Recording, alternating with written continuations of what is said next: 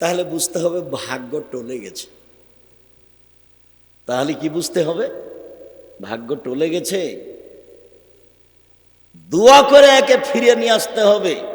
পৃথিবী সৃষ্টির 50,000 বছর পূর্বে ভাগ্য লেখা হয়েছে। এইটাকে কেটে নতুনভাবে লেখার একটাই পথ, দিনরাত দোয়া করা, কান্নাকাটি করা। তাহলে আল্লাহ যেটা লিখে রেখেছেন সেটা কেটে পরিবর্তন করে দিবেন। রাসূল সাল্লাল্লাহু আলাইহি ওয়াসাল্লাম বলছেন যে আমি স্বপ্নে দেখলাম একদা, লম্বা কথার একটা কথা, যে আমাকে দুইজন ফেরেশতা দুই হাত ধরে টেনে নিয়ে যাচ্ছে। দেখি একটা লোক চিত হয়ে শুয়ে আছে, আর পাশে একটা লোক পাথর দিয়ে তার মাথাকে ভেঙে চৌচির করে দিচ্ছে। মারলে দূরে ছিটকে চলে যাচ্ছে পাথরটা, আবার নিয়ে আসে, আবার মারে, আবার চলে যায়, আবার নিয়ে আসে, আবার মারে, আবার ছিটকে চলে যায়। আমি এক পর্যায়ে বললাম, বলো তো এটা ঘটনা কি? তখন তারা দুইজন বললেন, জিবরাইল আর মিকাইল দুইজন বললেন যে ইনি হচ্ছেন মাওলানা মানুষ, বলতো আমল করতো না।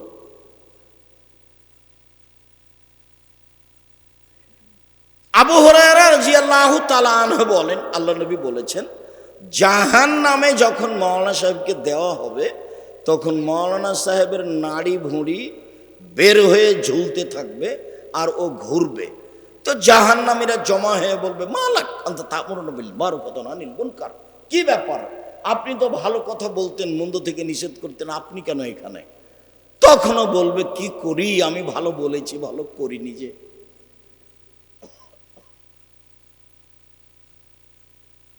রাসূল সাল্লাল্লাহু আলাইহি সাল্লাম বলেন, ইয়াকুনু মিন বাদি আইম্মা, আমার পরে এক শ্রেণীর আলেম মানুষের কাছে আলেম হয়ে আসবে, ইহতাদুনা বিগাইরি হাদিয়াতি, আমার আদর্শ ছাড়াই অন্য আদর্শ মানবে এবং প্রচার করবে। ওয়া ইস্তান্নুনা বিগাইরি সুন্নতি, আমার সুন্নাত ছাড়াই অন্য সুন্নাত ধরে মানবে এবং বলবে এটাই রাসূলের সুন্নাত। কুলুবুহুম কুলুবু শয়তান ফি জুসমানি ইনসান, ওর অন্তর হবে শয়তানের অন্তর, ওকে দেখে লাগবে মানুষ। নেন এবার হাদিস তো বুখারী মুসলিম। নিজে একটা আদর্শের কথা বলবে, আপনি অবাক হবেন। মাওলানা মানুষ কোরআন মাজিদ খুলে বলছে, দেখেন আল্লাহ বলছেন ভোট দিতে হবে। খ্রিস্টান আব্রাহাম লিঙ্কনের কাল্পনিক পদ্ধতি এটা, এ হলে ইলেকশন, এটা কোরআনে থাকলো কি করে? আব্দুল্লাহর বক্তব্য আমরা যারা বিশ্ববিদ্যালয় থেকে সেসব বক্তব্য বিভিন্ন সময়ে শুনেছি, আমরা বিষয়টি খুব ভালোভাবে স্পষ্ট আছি। আজকে কি বিষয়ে অল্প সময় কথা হবে তা আমার জানা নাই, হয়তো বা আমরা বসে থাকলে সেটা বুঝতে পারবো যে কি বিষয়ে কথা হবে ইনশাআল্লাহ। তা আব্রাহাম লিঙ্কনের কাল্পনিক পদ্ধতি, যেই পদ্ধতিতে নির্বাচনে মেথর এ হতে পারে, প্রধানমন্ত্রী হতে পারে, মুচি প্রধানমন্ত্রী হতে পারে। চলে, তুমি যে দড়িয়ে বেড়াও, উমুকের চরিত্র ফুলের মতো পবিত্র, তোমার মাথায় কিছু আছে, গোবর আছে তোমার মাথায়, তুমি হিসাব পাও না? তোমরা সবাই মিলে একটা উচ্চ শিক্ষিত নরসিংদী জেলার একেবারে লন্ডন থেকে পড়ে এসেছে, ভদ্র নম্র হুঁশিয়ার বড় বিদ্বান, তাকে তোমরা এমপি মন্ত্রী করার জন্য ভোট দিচ্ছ। ফলাফলে দেখা গেল যে তোমাদের এলাকার এক মুচি দুনিয়ার বদের গোড়া, তারই ভোট একটা বেশি। এবার কি হবে বলো দেখি? মুচি পাস। তাহলে কিভাবে বলে কোরআন খুলে দেখাচ্ছে যে দেখেন আল্লাহ বলছেন ভোট দিতে হবে। মাওলানা সাহেব নিজে কোরআন মাজিদ খুলে বলছে, দেখেন আল্লাহ বলছেন মিলাদ করতে হবে, মিলাদ কোরআন মাজিদে আছে মিলাদের কথা। আল্লাহর নবী বলছেন, বুখারী মুসলিমের হাদিস, আমার এক শ্রেণীর আলেম ওলামা আমার আদর্শ ছেড়ে দিয়ে অন্য আদর্শ গ্রহণ করে বলবে এটাই রাসূলের আদর্শ। কাজী সাহেব মাওলানা মানুষ, কামেল পাস, 4 জন সাক্ষী রোজ লিখছে বিবাহের খাতাতে। তো 4 জন সাক্ষী তো জেনা প্রমাণ করার জন্য লাগে, বিবাহের জন্য তো 2 জন সাক্ষী লাগে। কই মাওলানা সাহেবের গায়ে তো একটু ব্যথাও আসে না, বরং আমাকে পাল্টা মোবাইল করে বলে, হ্যাঁ আপনি এভাবে কথা বলেন, কাজী সাহেবের খাতা টয়লেট পেপার হিসেবে ব্যবহার করার জন্য বলেন। আমি বলছি যে আমার ভাষায় এটুকু কুলালছে, যদি এর চেয়ে খারাপ কিছু বলতে পারতাম সেটাই বলতাম। ওটা তো রাসূলের পদ্ধতি নয়, রাসূলের পদ্ধতি 2 জন সাক্ষী। আর আপনি কি করে বিবাহ পড়ালেন? ওর বাপ নেই এই অবস্থায়। কোর্টের বিবাহ বাতিল, কোর্টের বিবাহ বাতিল, কোর্টের বিবাহ বাতিল। যদি 10 ছেলের মা হয়, 10টা ছেলেই যে না, বৈধ হয়নি। আর বাপ যদি পাগলা হয় তবু সেই বাপকে উপস্থিত হতে হবে, তাছাড়া বিবাহ হবে না। লা নিকাহ ইল্লা বিওয়ালিন, পিতা ছাড়া বিবাহ হয় না।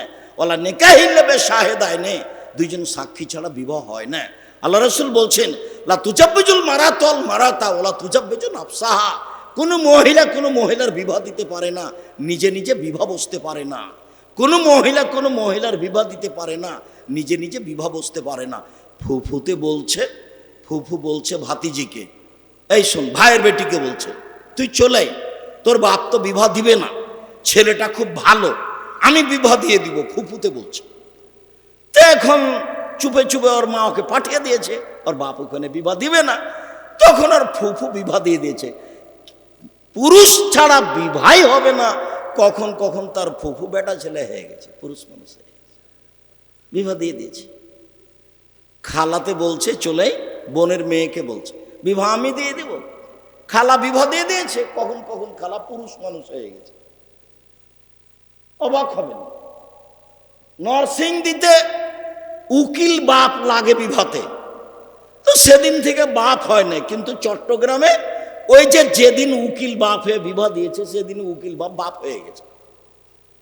ওটাই এখন পিতা। ও যাবে মেয়ের বাড়িতে, ও মেয়েকে নিয়ে যাবে, আর নিজ বাপের সাথে আর কোনো কথা নেই। নরসিংদীতে কত দূর আছে তা আমি জানি না, তবে উকিল বাপ আরাম। জ্যাঠও উকিল হতে পাবে না, দাদা উকিল হতে পাবে না। যদি হয় তাহলে বাপকে আগে মারতে হবে, তারপরে বাপই উকিল, বাপই বিবাহ দিবে। অবাক হতে হয়। আমার সুন্নাত ছেড়ে দিয়ে অন্য সুন্নাত ধরে নে বলবে এটা রাসূলের সুন্নাত। একবারে জাজল্য নরসিংদীতে মাওলানা মানুষ বলছে নামাজের পরে হাত তুলে দোয়া করতে হবে। মাওলানা মানুষ বলছে নামাজের পরে সবাই মিলে হাত তুলে দোয়া করতে হবে। অবাক কথা, বাহাস করতে যাচ্ছে। আল্লাহ নবী বলছেন আমার সুন্নাত ছেড়ে দিয়ে অন্য সুন্নাত ধরে নিয়ে বলবে এটাই রাসূলের সুন্নাত। আল্লাহ নবী বলছেন এইরকম মাওলানা সাহেবকে দেখতে লাগে মানুষ, ওর অন্তর হলো শয়তানের অন্তর। হাদিস বুখারী মুসলিম। এমন মানুষকে দেখে লাগে মানুষ, ওর অন্তর হচ্ছে শয়তানের অন্তর। এটা আল্লাহর নবী বলছেন, হাদিস বুখারী মুসলিম। কি বিবেচনা আপনার কাছে আছে? কি দিয়ে বিবেচনা করবেন? আমি তো উপদেশ বইয়ে বহুদিন আগে এটা লিখা আপনাকে জানিয়েছি। আমি তো বক্তা শ্রোতার পরিচয় বইয়ে বহুদিন আগে লিখে জানিয়েছি। আপনার সাথে আমার দূরত্বের খবর জানি না, আপনার অন্তরের আমি সংকীর্ণতা, আপনার অন্তরের আমি দুর্বলতা চাইনি। আমি বলছি কথা যদি সত্য হয় তাহলে মেনে নেন, আপনার জন্য ভালো হবে। একদিন দলীয় দাপটে বাঁচবেন না, একদিন দল করে আর একজনকে খারাপ বেসে বাঁচার চেষ্টা করিয়েন না। একদিন মানুষের বদনাম করে, মানুষের গিবাত করে, মানুষকে অপমান করে, মানুষকে খাটো করে বেঁচে থাকার চেষ্টা করিয়েন না। ওটা মাথাতে আনবেন না। মামলা কারো বিরুদ্ধে করে, কারো প্রতিবাদ করে, কাউকে অপমান করে, কাউকে খাটো করে বেঁচে থাকার চেষ্টা করবেন না। আপনি অবাক হবেন, যারা নেট দেখে তারা বলে একজন আর একজনকে একবারে ধুয়ে ছেড়ে দিচ্ছে। কেমন আলেম মানুষ, কিভাবে মুখে আসতে পারে এটা? আমি আসলে সেই কথাটা খুব নিরুপায় হয়েই বলেছিলাম। কি বলেছিলাম? যখন তখন বলে আসেন বাহাসে বসেন না, আসেন বাহাসে বসেন না, অত বলেন বাহাসে বসেন না কেন? তখন আমি নিরুপায় হয়েই বলেছিলাম আপনাকে তো আমি মানুষই মনে করি না, তো বসবো কি? এই একটা আমার বাক্য আছে, আমি তো আপনাকে মানুষই মনে করিনি, তবে বসবো কি? আপনি যে মুখখানে দিন রাত আর একজন আলেমের গালি দিচ্ছেন, আমি আপনাকে কেমনে আলেম মানুষ মনে করি? আমি কেমনে বসতে পারি? আপনি আমাকে ধুয়ে ছেড়ে দিলে তো আপনার নামটা আমি নিব না। দেখেন আপনি কিভাবে আলেম ওলামা একজন আর একজনকে ধুয়ে ছেড়ে দিচ্ছে। কি চরিত্র! আল্লাহ রাসূলও বলছেন ওকে দেখে লাগে মানুষ, ওর অন্তর হলো শয়তানের অন্তর। হাদিস বুখারী মুসলিম। ওকে দেখে লাগে মানুষ, ওর অন্তর হচ্ছে শয়তানের অন্তর। রাসূল সাল্লাল্লাহু আলাইহি ওয়াসাল্লাম বলেন পৃথিবীর মানুষ, আমি জাতির সামনে আশঙ্কা প্রকাশ করে গেলাম, পৃথিবীর মানুষ শুনে রেখো, তিনটি বিপদের কথা বলে যাচ্ছি। এক, আইম্মাতু মুজিল্লিন, হুজুর হবে ভ্রান্ত, হুজুর ধর্ম বেচে খাবে, হুজুর হবেন ভ্রান্ত, হুজুর ধর্ম বেচে খাবে। দুই, সাত্তাবদ কাবাইল মিন উম্মতিল আওফান, আমার উম্মত মূর্তি পূজা করবে। ঢাকার একজন লোক আমাদেরকে ভালোবাসে, ব্যবসায়ী ভালো। তা আমি একদিন তার কাছে গেছি, তো বলছে আমার আম্মাকে খুব ভালোবাসি, এই দেখেন আমি আমার আম্মাকে ভালোবাসি, তাই সুন্দর করে ছবি সাজগোজ করে রেখেছি। তখন আমি বলছি আপনি কুসন্তান। তো মনটা খারাপ হয়ে গেছে, আমি কুসন্তান মানে বলেন কি আপনি? তাহলে আপনার মায়ের ছবি কবর দিয়ে এসে ছিঁড়ে ফেলতে হতো, টুকরা টুকরা করে ছিঁড়ে ফেলে হাত তুলে আল্লাহকে বলতে হতো, আল্লাহ আমার মাকে ক্ষমা করে দাও, তাহলে আপনি হতেন সুসন্তান। জনৈক কাজে এক এমপির কাছে গেছি, তো আমি সালাম দিয়েছি, ভাইজান এই মূর্তিটা সরাতে হবে। তখন আমাকে বলছে আমি খাঁটি আহলে হাদিস। এই মূর্তি পাশে থেকে মানুষ খাঁটি আহলে হাদিস কিভাবে, কেমনে হয়? তা আমি বলছি ভাইজান আসলে আমি অত বলতে চাচ্ছি না, যদি আপনি সরান তাহলে বসবো, যদি না সরান তো আমি গেলাম। আচ্ছা ঠিক আছে ঠিক আছে ঠিক আছে, সরাচ্ছি। সম্মানিত দিনী ভাই বোন, আমি আসলে মূলত আপনার সামনে আফসোস প্রকাশ করলাম, যা আলেম ওলামাদের ঘটছে ঘটবে, আপনারা কোরআন হাদিস শোনেন আলেম ওলামাদের মুখে, নিজেরা যেন তৃপ্তি পান যে আলেম মানুষ যেটুকু বললেন বললেন, এইটা যেন আপনাদের হয়। আপনারা যেন খুব ভালো লাগছে তাই ঘন্টার ঘন্টা বসে আছি, দুই চোখের পানি ঝরছে, এমনটা যেন না হয়। যারা কোরআন এবং সহিহ হাদিস বলবে, সে যেই হোক না কেন, ছোট থেকে ছোট, বড় থেকে বড়, তাকেই সম্মান করে তাকে মূল্যায়ন করার চেষ্টা করবেন। যে কোরআন হাদিস বুঝে, আল্লাহ তাআলা বলছেন তোমরা জানা মানুষের নিকটে জানো, প্রমাণ সহকারে, এটা আল্লাহর আদেশ। সম্মানিত দিনী ভাই বোন, আমি আলেমদের ব্যাপারে বলার পূর্বে আরো একটু কথা বলে নি, আব্দুল্লাহ হয়তোবা বলতে পারে। আমি জাতির শিক্ষা বিষয়ে পরিবর্তন চাই যে কোনো মূল্যে, এই লক্ষ্যেই আমার চেষ্টা প্রচেষ্টা। ইনশাল্লাহ আমি একটা ভালো পর্যায়ে পৌঁছিব ইনশাল্লাহ। আমি ইতিমধ্যেই ভালো পর্যায়ে আছি বলে আমার ধারণা কাজ করে। কেননা এদেশের আলেম ওলামা কারো গড়া মাদ্রাসাতে চাকরি করে অনেকেই। আমি আব্দুর রাজ্জাক বিন ইউসুফ একবারে শূন্যের উপরে জিরো হয়ে প্রতিষ্ঠানের জমি কিনে প্রতিষ্ঠান গড়ার চেষ্টা করছি, ঘরবাড়ি তৈরি করে চেষ্টা করছি। আলহামদুলিল্লাহ আমি ভালো অবস্থায় আছি। আপনার বাড়ির পাশে যেটা প্রতিষ্ঠান, সেটা এখন প্রায় 100 বিঘা জমির উপরে, প্রায় অংশই কিনা। তার 22 বিঘা খালি মেয়েদের জন্য। ওখানে একটা মসজিদ তৈরি হচ্ছে, গত বছরও বলেছি, 200 শতক জমির উপরে। তার 3 ভাগের 1 ভাগ পাইলিং মেঝে ঢালাই, এখন পর্যন্ত প্রায় 5 কোটি টাকা খরচ হয়েছে খালি পাইলিং মেঝে ঢালাই, বাকি তো আছেই। যেটা রাজশাহী, সেটা ছেলেদের অংশ প্রায় 40 বিঘে জমির উপরে। যেটা মেয়েদের অংশ গড়তে যাচ্ছে, সেটা প্রায় 70 বিঘা জমির উপরে। যেটা দিনাজপুরে, সেটা প্রায় 20 বিঘা জমির উপরে। বরিশালে চলমান আছে, চট্টগ্রামে জমি আছে, ময়মনসিংহে জমি আছে, ফেনীতে জমি আছে, যশোরে জমি আছে, কুষ্টিয়ায় জমি আছে, আপনার এই বগুড়াতে জমি আছে। এইসব জায়গাতে অচিরেই জামিয়া সালাফে গড়বে ইনশাআল্লাহ। গাইবান্ধায় জমি আছে, গাইবান্ধাও চলমান, গাইবান্ধা চলমান, আপনার বাড়ির পাশে চলমান, রাজশাহী চলমান, বরিশাল চলমান, দিনাজপুর চলমান। উপস্থিত এই দুটা প্রতিষ্ঠানে প্রায় 5000 ছেলে মেয়ে পড়াশোনা করে, 5000। 300 জন শিক্ষক শিক্ষিকা আছেন, এখন আরো বেশি হবে। এদের প্রতি মাসে বেতন লাগে 32 লক্ষ। স্বাভাবিকভাবে প্রতিদিন স্বাভাবিকভাবে টিন মিস্ত্রি, রড মিস্ত্রি, কত কি যে মিস্ত্রি আছে। 40,000 থেকে প্রায় লাখের মতো মাঝে মধ্যে বিল আছে। এর নাম জামিয়া সালাফিয়া। আয়াতনে, শিক্ষক সংখ্যায়, ছাত্রছাত্রী সংখ্যায়, শিক্ষক মানে, শিক্ষক গুণে বাংলাদেশে আপনাদের সর্ববৃহৎ প্রতিষ্ঠান। তাতে আপনার বাড়ির পাশেটা সবচেয়ে বড়। এইটা প্রায় 100 বিঘা জমির ওপরে, যেটা আপনি কালকে দেখতে যাবেন। সেটা হলো 13-14 ফেব্রুয়ারি সম্মেলন। 13-14 ফেব্রুয়ারিতে সম্মেলন আছে। দেশের বক্তার বড় বড় যারা, বড় বড় বিদ্বান যারা, তারা থাকবেন ইনশাআল্লাহ। পাকিস্তানের বিদ্বান থাকবেন ইনশাআল্লাহ, ইন্ডিয়ার থাকবেন ইনশাআল্লাহ, সৌদি আরবের থাকবেন ইনশাআল্লাহ। এটা আপনাদের প্রতিষ্ঠান, আপনার বাড়ির পাশে।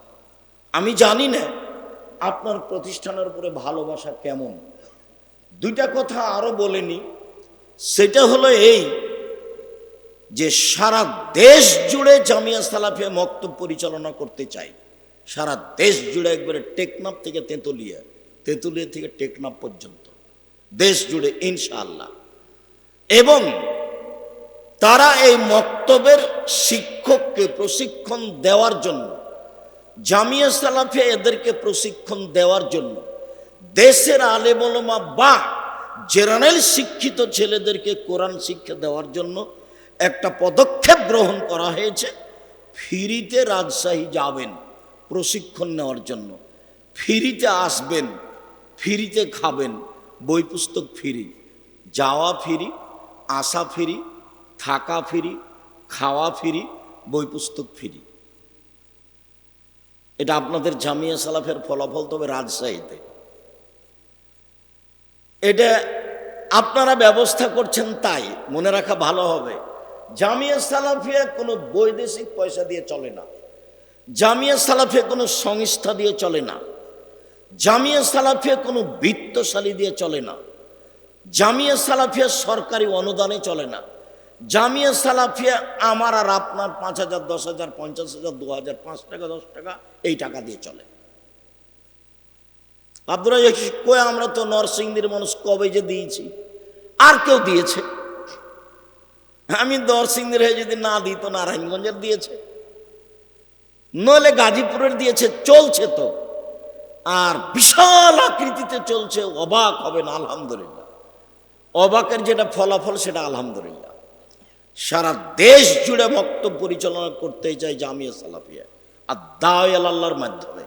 সারা দেশ জুড়ে জামিয়া সালাফিয়া করতে চাই ইনশাআল্লাহ। এই ব্যাপারে প্রাণপণে চেষ্টা চলছে। অনলাইনে আল ইতেসাম টিভি আছে, যেখানে বক্তব্য রেকর্ডিং করে আপনাদের সামনে দেওয়া হয়। আমরা আপনাদের কাছে দিন প্রচার করার ব্যাপারে মানুষ হিসেবে সামান্যতম ত্রুটি করছি, এটা আমাদের মনে বলে না। আমি আব্দুর রাজ্জাক বিন ইউসুফ সাধারণ মানুষ হিসাবে, আপনি আমার দিনী ভাই হিসাবে, আপনি আমার দিনী বোন হিসাবে, যেটা আমি জোরালো আপনার কাছে দাবি রেখেছি, প্রতি বছর বলছি, সেটা হলো 1 নাম্বার একটু দোয়া করতে হবে, আল্লাহ তুমি জামিয়া সালাফিয়া কবুল করো। জামিয়া সালাফিয়ার কাজ কর্মকে তুমি কবুল করো। এইটা আপনার কাছে আমার প্রথম দাবি। দ্বিতীয় দাবি, আপনার অনুকূলে হলে যাবেন, 2, 4, 5 টাকা, 10 টাকা, 50 টাকা দান করবেন।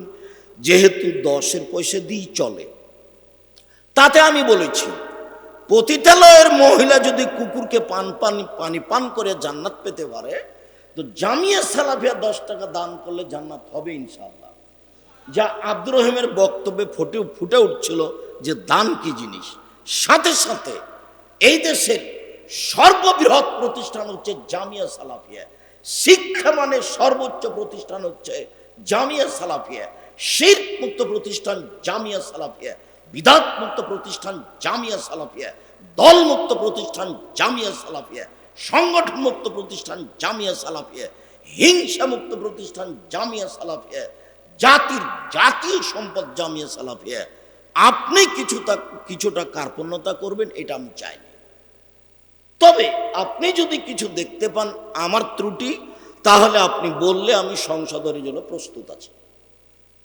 আমি তো মনে করছি যে খালেস অন্তরে আল্লাহকে সন্তুষ্ট করার জন্য কারো পিছনে না পড়ে, কারো বদনাম না করে, কারো বিরোধিতা না করে এই দিনই খিদমতে লেগে জীবন বাজি রেখে এইটাকে একটা ভালো থেকে ভালো পর্যায়ে নিয়ে যাবো ইনশাআল্লাহ।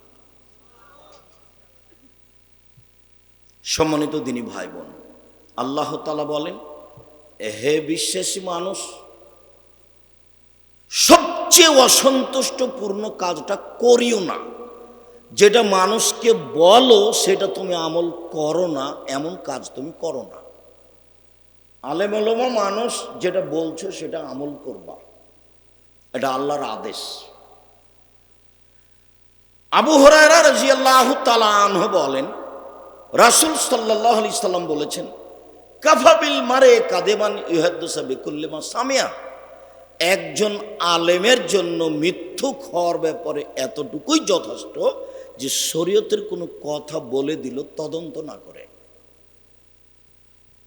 যার কারণে বহুদিন আমি বলেছি যে আজ যদি ওমর রাদিয়াল্লাহু তাআলা আনহু বেঁচে থাকতেন, তাহলে শতকরা 95 জন বক্তার, যারা বাংলাদেশে বাংলা ভাষায় বক্তব্য দিচ্ছে, শতকরা 95 জন বক্তার আজীবন জেল হতো, তারা কেউ বাইরে থাকতে পেত না। আমি আর আপনি মনে করলাম বক্তা, কিন্তু আসলেই কি তাই?